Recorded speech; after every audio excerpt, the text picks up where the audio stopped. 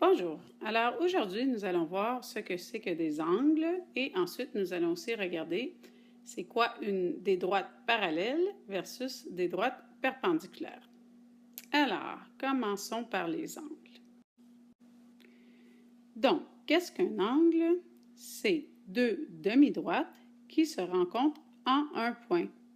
Donc, par exemple, il y a la droite ici, la demi-droite rouge et la demi-droite bleue qui se rencontrent ici en un point et ça forme un angle. Maintenant, commençons par voir qu'est-ce qu'un angle nul.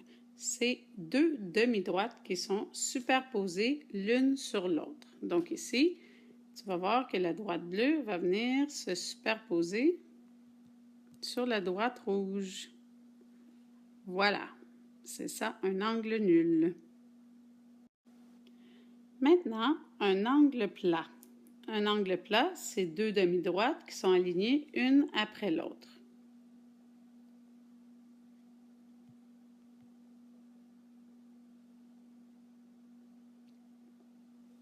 Voilà, un angle plat. L'angle entre ces deux droites est plat. Voilà, je l'ai tracé. L'angle droit, c'est formé de deux demi-droites qui forment un coin comme celui d'un carré ou le coin d'une feuille, par exemple.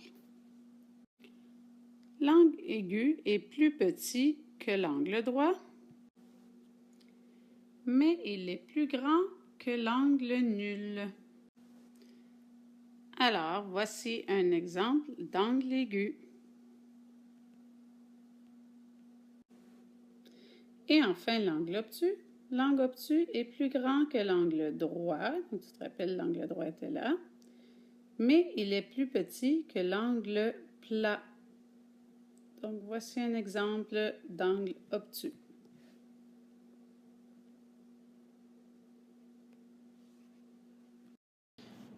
Donc, si par exemple tu as identifié dans une figure les angles droits, les angles aigus et les angles obtus, tu regardes les angles qui se retrouvent à l'intérieur de la figure. Donc ici, les angles droits, tu te rappelles, c'est les angles qui forment un coin. Donc, il y en a deux. Les angles aigus, ce seraient les angles plus petits que l'angle droit. Il y en a un ici. Il y en a un autre ici et un autre ici. Donc, trois angles aigus. Et les angles obtus, c'est les angles qui sont plus grands que l'angle droit. Donc, voilà. Donc, comme je dis, c'est les angles que tu retrouves à l'intérieur de ta figure. Alors, deux angles obtus. Voilà. Maintenant, voyons ce que c'est que des droites parallèles. Donc, c'est deux droites que, même si tu les continues jusqu'à l'infini, elles ne vont jamais se toucher.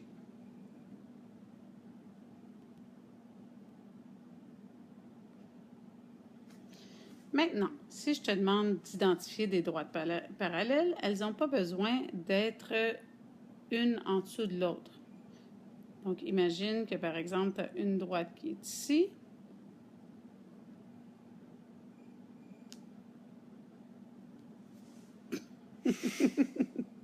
Désolée. Et une droite qui est là. Il faut que tout le temps, tu t'imagines le prolongement de la droite pour savoir si elles sont parallèles. Donc, si justement tu rallonges celle-ci, ben, tu vois qu'elle est parallèle à l'autre, qu'elle lui touche jamais. En fait, c'est comme deux rails de chemin de fer. Si par contre, je te montre ces deux droites-là, elles peuvent te sembler parallèles, mais si tu les continues, tu vois qu'éventuellement, elles vont se toucher. Donc, tu sais que ce n'est pas des droites parallèles.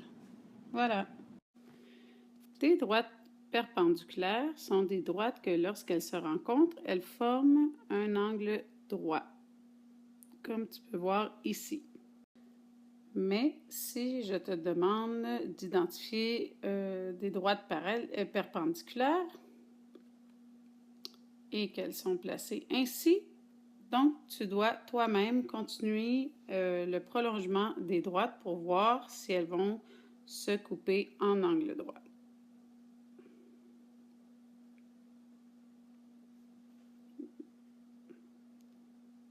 Donc, tu vois, ici aussi, on peut voir que c'est des droites perpendiculaires.